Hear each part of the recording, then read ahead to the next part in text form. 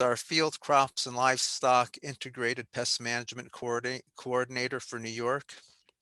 He has a master's degree in ag education from Iowa State University and also a master's in entomology from the University of Idaho. For the past few years, Ken has included stored grain pests in his programming and work, and he is part of our SARE grant to provide stored grain management education. So I'm going to let Ken take it away. Thank you, Aaron. So, yeah, Aaron's right. With the last couple of years, we've kind of worked on this SARE project, and um, just to let you know, this last summer we were going to be working on a lot of farms and taking a lot of samples and kind of seeing what insect, at least from my standpoint, what insect pests are in, at least in the Hudson Valley. I was going to try to do some sampling outside of the Hudson Valley here across the state, but we weren't able to do that just because of the pandemic. So hopefully this coming summer, we're all vaccinated, we can all get out and do the work we're supposed to be doing. And I do want to do that, and so get a better idea of what insect pests we're having in the grains. So relative to insects in stored grain, we have a wide variety of insects that attack grain, and there are different types, and I'll go through several different species of them that are in grains. But in general, the insects range from a 1/16 of an inch to 1/2 inch long, depending on the species. Um, you can get a large number of insects in a small amount of debris. And what Sam was saying about cleaning is incredibly important relative to insect management. I mean, it's if you get rid of the debris, you are really helping yourself out relative to having insect pest problems in your stored grain. And also, depending on how long you're going to keep it on farm, will also kind of indicate the problems that you could have if you kept the insects over the course of, say, the summer. Not the insects, the grain over the course of the summer. So just 500 female insects, and these are probably, I read this in the Penn State guide, but I'm sure they're referring to weevils. But if they each have 500 offspring in 2 generations within that bin, you're going to have 10 million insects. So they do have the potential to really damage your grain. And so you can have a loss of up to 10%, depending on what you read. I've read up to 40% of grain weight in a full bin of grain. So again, like Sam had mentioned, you can adjust this relative to the price that you're getting, but this is based on $3 corn. If you have 30,000 bushels, you've lost $9,000 if you've reached that 10% loss. And that doesn't include dockage and elimination of the insects. So you're going to lose some more money there. So what do you do? How do you find out where insects are occurring in your bins? And or in our case, in Aaron and I's case, we have a lot of growers that put their grain into totes, a lot of malting barleys and the sort. And so, sampling them is very important. And sampling bags are rather easy. Sampling bins are rather more difficult. And so this is a soil, not a soil probe, a grain probe.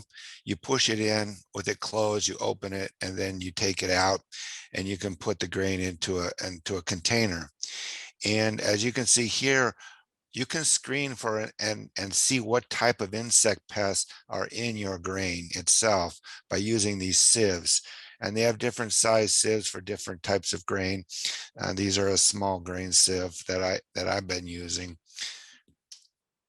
And this is just to give you an idea of how to do that if you have never done it. This is a little video, and I turned the sound off just because I talk too much relative to nonsense, but I kind of give you just the basics here. What happened? Here we go. So what you do is you put the grain in the top, you run it through the first sieve, and the grain will fall through, and you'll have debris that sticks to the top. So, you might have weed seed, you might have other grains, broken sticks, and that's a good way to determine, um, foreign material that may be in your grain. You run that through and you go down to the next sieve, and this is where you're trying to find out what bugs you have in your grain. And so when I get finished there, what you're looking for are those little black specks in there. While this did not have any insects in it, this is where you would look for little insects running around in the grain. Um, and so that's one management tool that you can use to determine whether you have an insect problem or not. And this is what you're kind of don't want to see. These are little weevils, and I'll talk about the weevils in a minute, but this is your primary insect pest in the Northeast, um, relative to to what we've surveyed in grain bins. Um, but those are me. They actually got a bag of seed, and this was in the bag of seed, so they were kind of upset. So what we're looking at here are our primary grain feeders and our secondary grain feeders. And so our primary grain feeders are weevils, one beetle, and possibly a moth species, Agamogus moth. I apologize for saying it's a French word. I'm not really good at that, but we'll go through these insect pests. And then after I talk about the primary feeders, I will talk a little bit about some of the secondary feeders. So the first thing you need to do is determine whether it's a weevil or not a weevil. And they're both in the order of Coleoptera, which are beetles, but there's one section of insects that are delineated from the others, is that these are curculios, which are weevils, and they have a snout. And so the snout is this.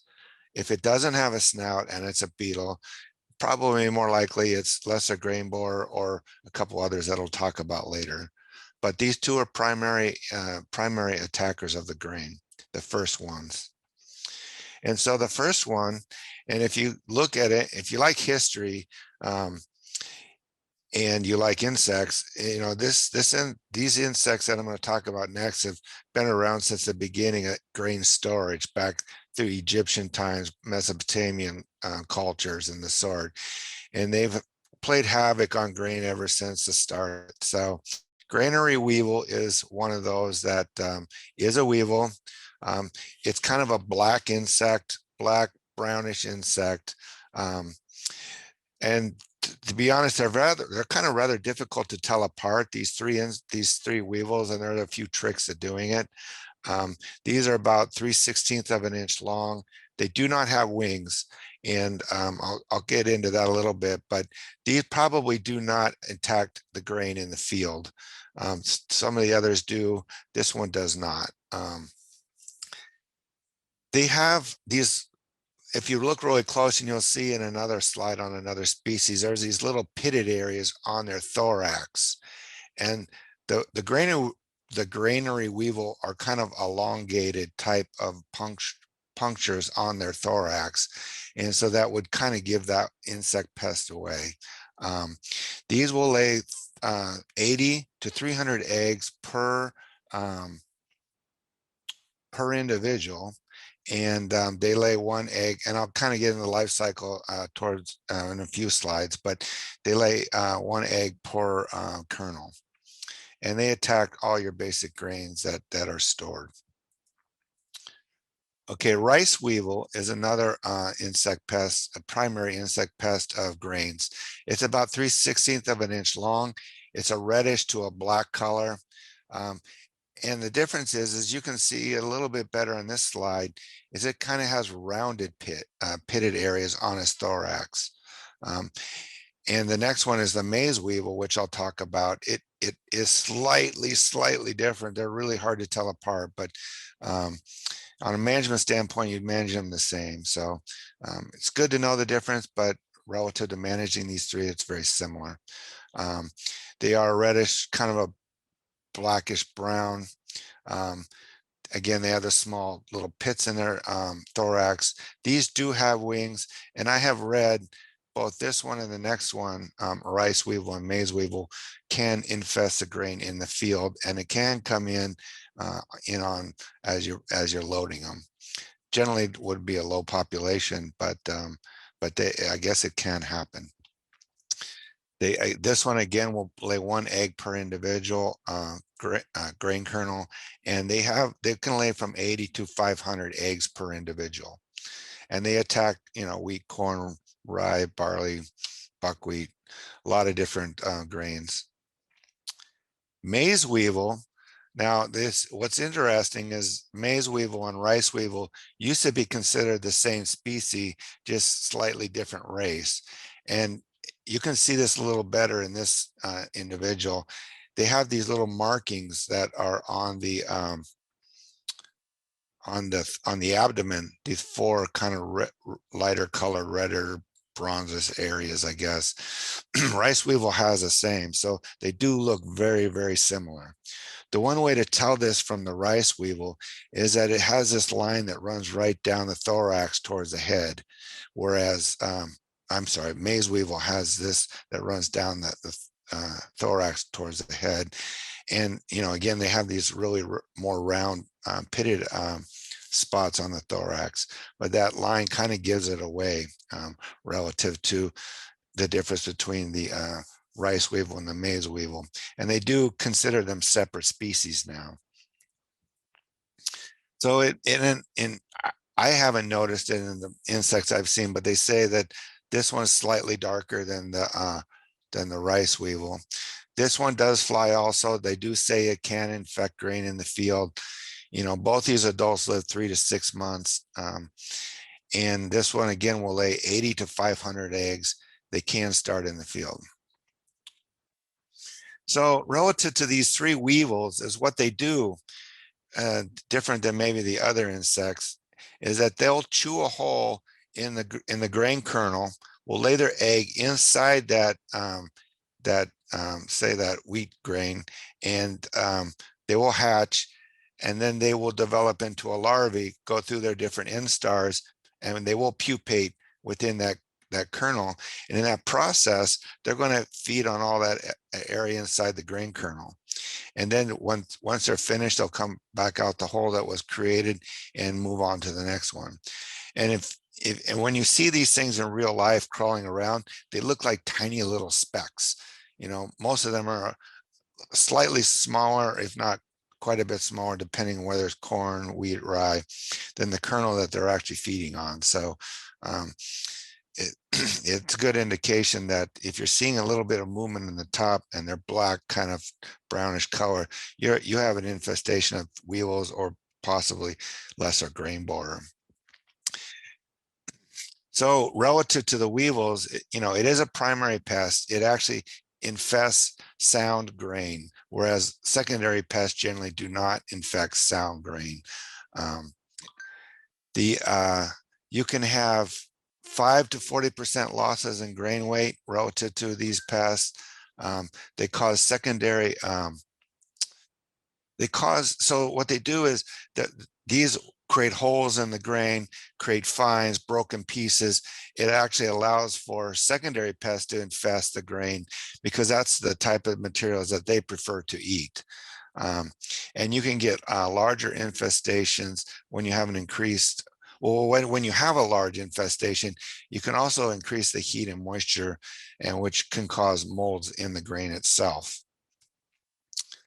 So those are the three primary pests that I've seen in the Northeast. I have seen some lesser grain borer, which I'm going to talk about. But when we've been out sampling in the few bins that we've done in the last few years, those are if I find insects, which are kind of rare actually, depending if it's in a bin. If it's in a bag, we generally find more of them, or in a tote, I guess you call it. But those are the three that we find more often, at least here in the Hudson Valley. The lesser grain borer is not a weevil. Again, it's a beetle. and it's kind of a blackish to brownish type beetle. It's pretty small. It's about 0.1 inches long. Um, and, if you look at it from up above, you may not see its mouth parts because it kind of moves its head in a downward direction, and the thorax kind of covers the head from being seen. Um, these can lay 200 to 500 eggs, 200 to 500 eggs per individual grain, and they will attack maize or corn, oats, barley, rice, millet. Your whole gamut of grains. And there's a little difference in what they do than what the weevils do, in that I like to point out, just look at this little weevil here and look at the size of the kernel. It's less than half of the size of one kernel. And so they are pretty small, but they can do a lot of damage because they can lay a lot of individuals. And so they lay their egg on the grain itself. And in both these, the weevils and this lesser grain borer, the adults and the larvae both feed on the grain. So again, they lay their eggs on the individual. The larvae hatch. They will chew their way into the grain, and they will eat out the inside of the grain, pupate, and come back out. And they will be an individual, just like this one again, looking for more grain to lay their eggs on.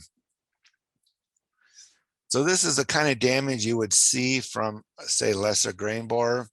They create a lot of fines, a lot of dust. You kind of have a sweet, when they're really high populations, kind of a sweet, musty odor. So if you're moving grain and you're getting a lot of dust, you may want to take a look at it, because it may be you're having some lesser grain borer issues in that bin.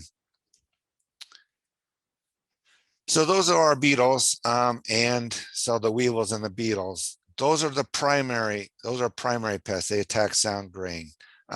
This one is a little different. This is a moth. This is a lepidopteran pest, and it's called Agamongus moth.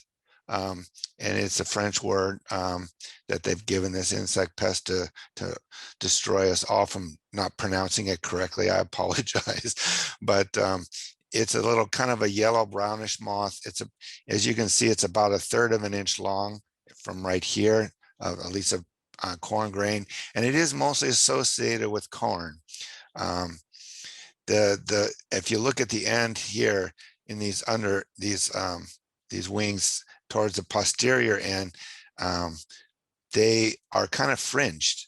So it's a good indication. If it's not if it doesn't have color on the wings per se, and bands, and it's fringed like this, most likely it is this moth.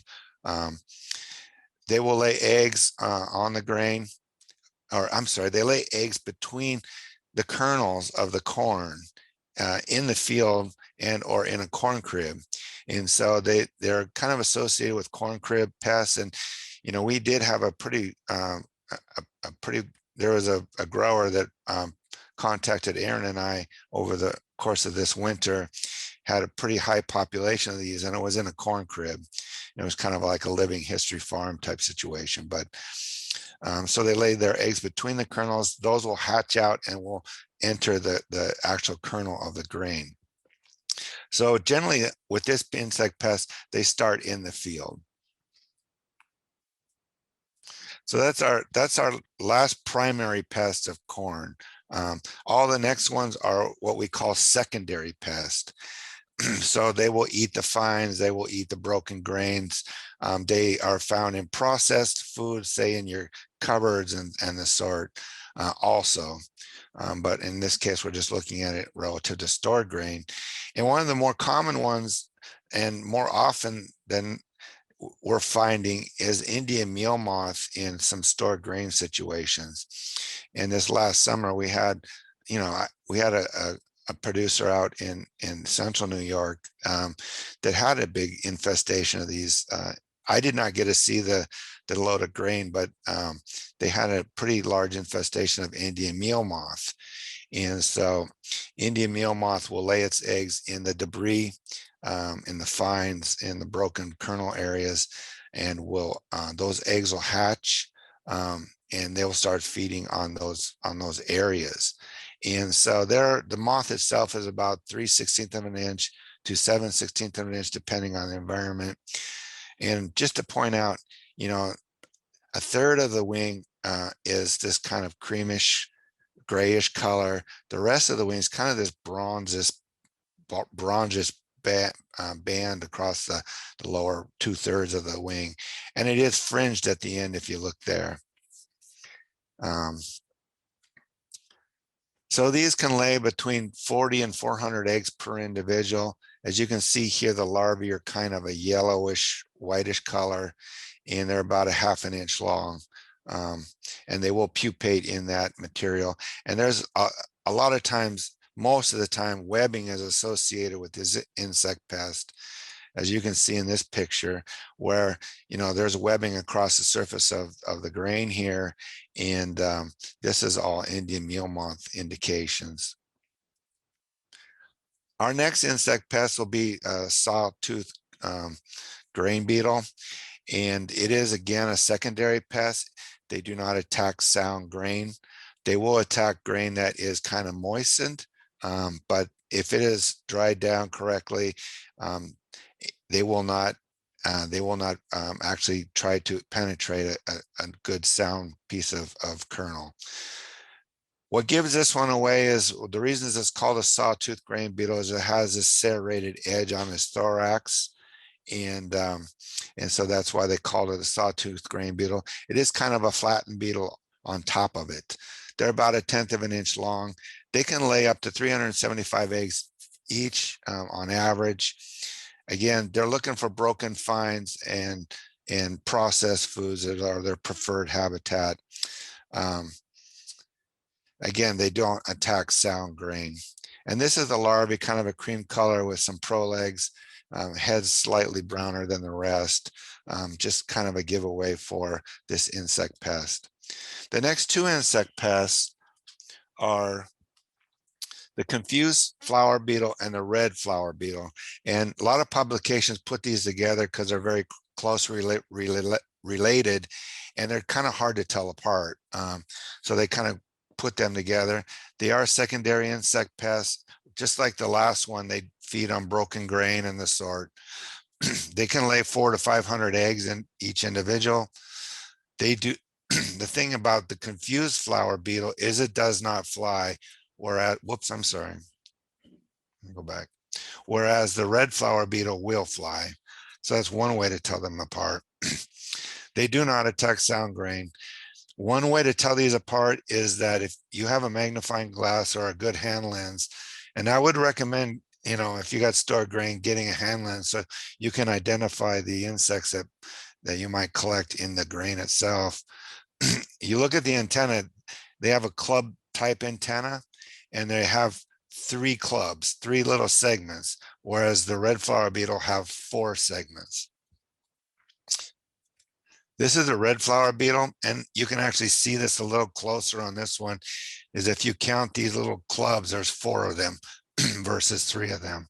I'm sorry, 3 of them, whereas I guess the confused flower beetle is 4. They're about 1/8 of an inch long. They again lay their eggs similar to other secondary insect pests in those broken fine areas.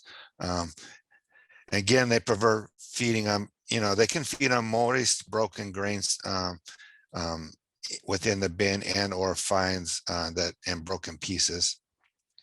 And this is the larval form of this insect pest. Looks similar to the last one. And put this up here because between the confused flower beetle and the red flower beetle, they are very similar. So, if you're seeing this and they're not inside the grain kernel itself, good indication that this is actually that insect pest. If you do find this pupa, this pupa does not have a shell with it associated with it, so it will be what they call a naked pupa within the grain itself. I only mention this because we do see it very often in some of the grains that Aaron and I have sampled throughout the Hudson Valley, and these are book lice. And they're not a true lice per se. They are actually their own order of insects. They're facilids. And they do not feed on the grain itself. They are minute. They are really small insects, and you really need a good, powerful hand lens or possibly a or a stereoscope to see these. Um, but they will be like little tiny specks crawling around the grain. But they are actually they're not actually feeding on the grain. They're feeding on molds and and fungi that occur within the grain in moist areas, which is a good indication that you might have a moisture problem within the grains. They actually do fly, which I thought was surprising because I didn't think they would, but they do have wings and they do fly. Um, so those are some of the secondary pests of stored grain. And here's a long list of some of those. I have the red flower beetle, confused flower beetle, sawtooth beetle. There's a flat grain beetle, Indian meal moth, warehouse moth, warehouse beetle. I mean, there's a lot of them that can occur, but usually they only occur if there's a problem in the grain, if there's extra fines, if you have an infestation of weevils that are creating the habitat for some of these other insect pests and or moisture. Some of the ones that do, now I have not sampled much on the soybean side of things yet, but these are some of the ones I read about. You can have bean weevil, cow pea weevil, and pea weevil that actually infest. Um, they come in from the fields, but they can infest your stored soybeans. So because Sam covered a lot of the monitoring type of stuff, I'm going to kind of just focus the rest of my time on controlling them if you do have a problem, or preventing them in different ways from becoming an issue in your bins. And there are four main types of ways of controlling insect pests relative to stored grain. And your first control option and your best control option is to clean the bin. Um, and I know those false floors are kind of hard to deal with.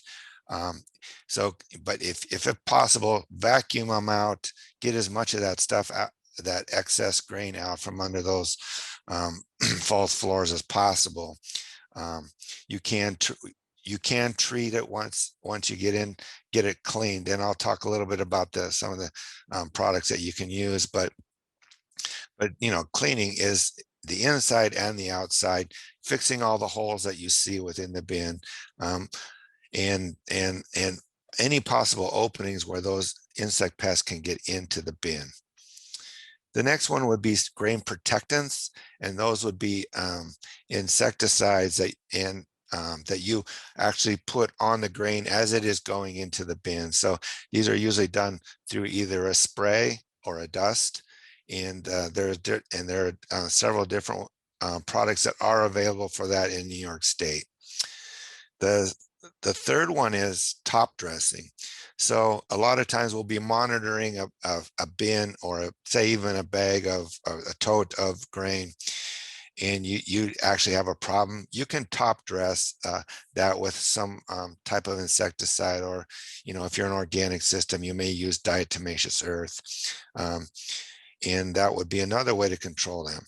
As a last resort, if everything else has failed, you can fumigate. Fumigation is rather dangerous. You would need a certified applicator to do it, and generally try to avoid that if at all possible. So these are the insecticides that are the next three slides that are registered in New York State. And I've kind of broken the chart down so that we can kind of understand how this works a little better. And I know Aaron loaded this into the website for this workshop.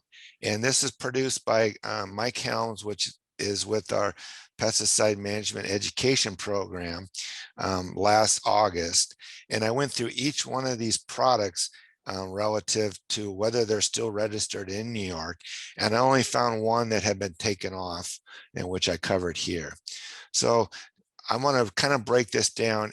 So we have our fumigations, which are your phosphine gases. And these are all the fumigant products that are registered in New York.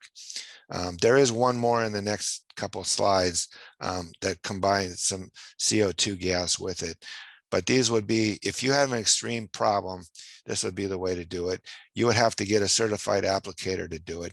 And as you can see here, it is a restricted use product. You would have to have a certified applicator put that on and be able to purchase that type of a product. And it can be used on all these different grains. And the last column tells you, what it can be used on. And a good indication here is if you look at BT, which is considered a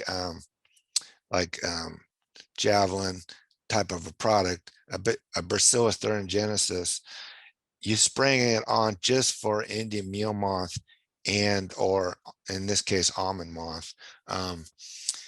And you cannot use this in an empty bin situation, which wouldn't be a good thing to use anyway, because these are secondary pests, not your primary pests like the weevils. It is not a restricted use, so and it can be used on all these.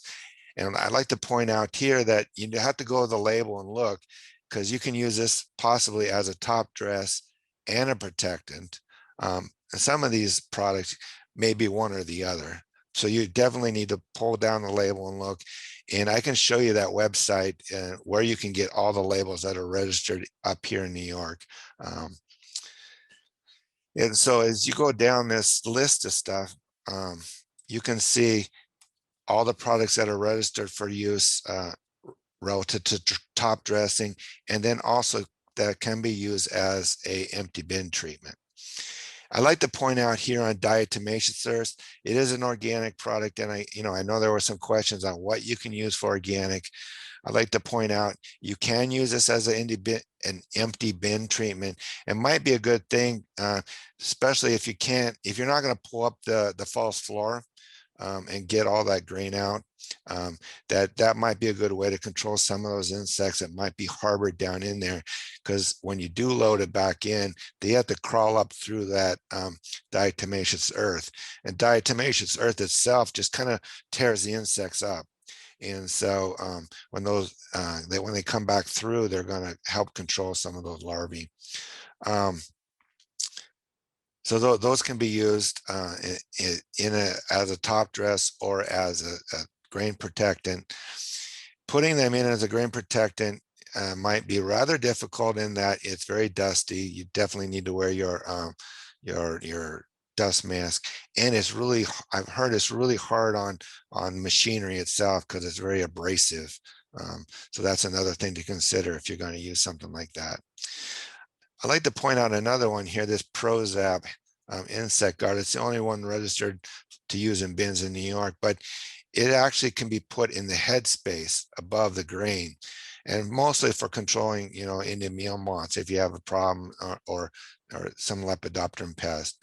But it kind of creates a similar to, say, a pheromone trap. If you've used any of those, it releases an insecticide into the air, and it will control some of the insects that may be flying around the top of the headspace of the bin.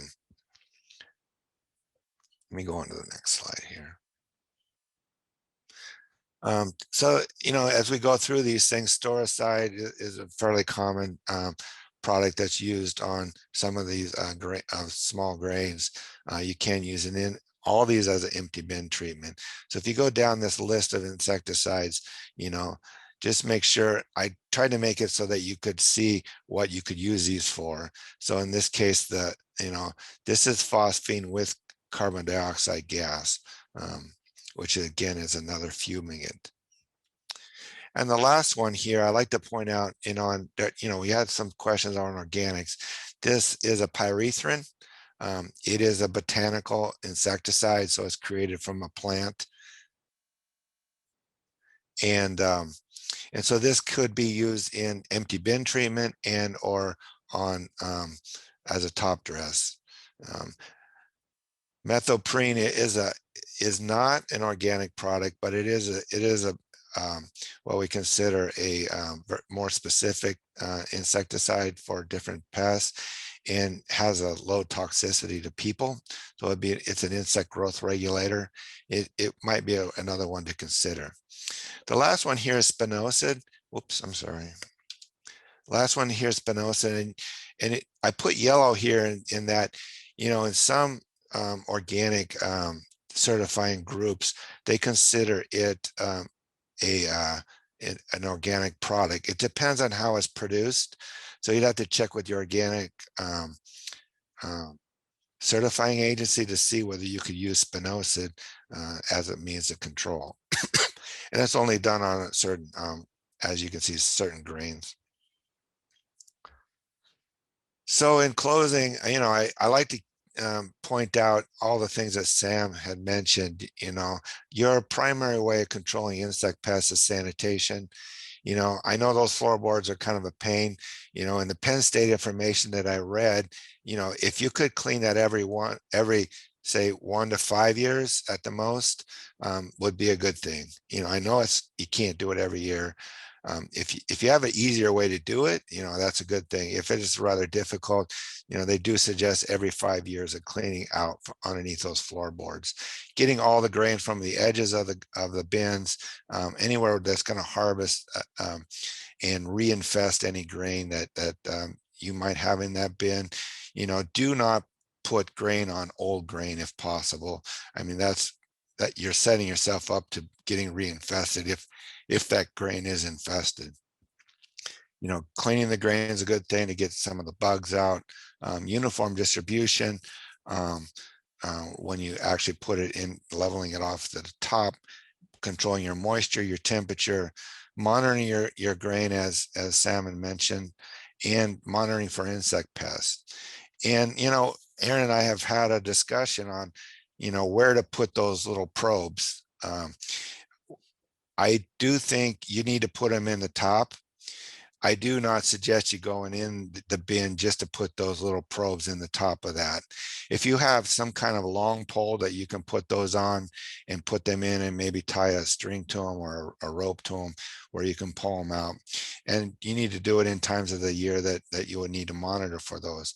But don't be going into the bins just to put those in. If you can get in through a side door, and in some cases, Aaron and I have been able to get in through side doors and still get to the top, that would probably top middle, that would be the better way to put that, maybe those probes in. So if you're going to store grain for a longer period of time, you can use a residual insecticide protectant if you think you're going to have them in storage for more than 9 months. And then again, like I said, fumigation is your last resort on all these, on this type of situation. You want to try to avoid that at all costs. And with that, I am finished. Ken, you Okay. have some questions in the Q&A. Would you Right. like us to read them for you, or you want to just pop up in the Q&A box and take a look at them? I do see them. I can answer. I can kind of address some of this. So I've read a little bit about biocontrol in grains, and I'd have to say I would rather not answer this, and I will research it for you and look at it.